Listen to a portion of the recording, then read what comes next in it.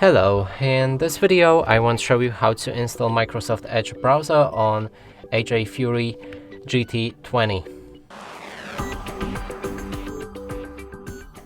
And to do this we'll need to open our Google Play Store. Then in the top search find app called Microsoft Edge.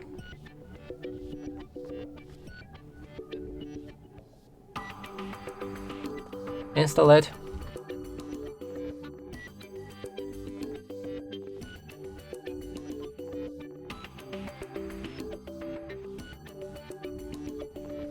When it's ready, click on the open.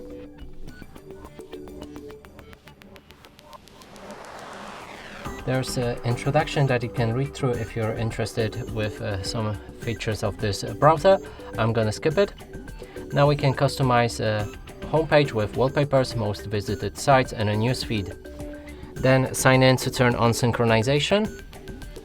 Set Microsoft Edge as a default browser. Accept or disagree with a data sharing preference.